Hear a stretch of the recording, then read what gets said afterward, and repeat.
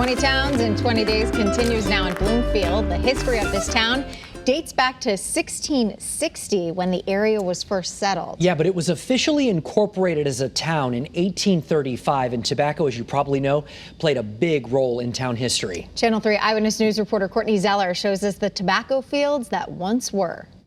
There were once fields and fields of tobacco in Bloomfield and in neighboring towns. In the whole Connecticut Valley, all the way up into Massachusetts, it was known as the Tobacco Valley.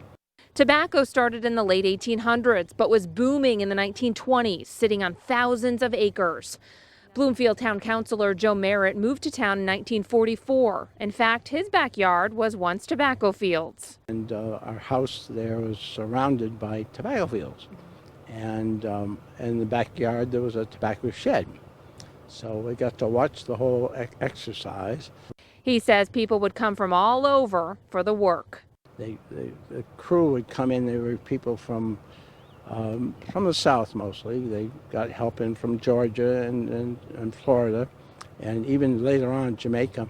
Because of the tobacco fields, W.J. Gabb started a cigar business in town. They would have a dozen men or so at a time, basically making local cigars and wrapping them, curing the tobacco locally and wrapping them and selling them locally.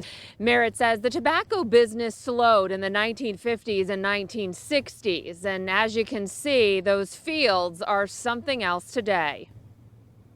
The Hartford Insurance in Windsor is sitting right on a former tobacco field, as are all those buildings. So that was all tobacco land back in the 50s and 60s. Also the nearby Griffin Center on Route 187 or Blue Hills Avenue.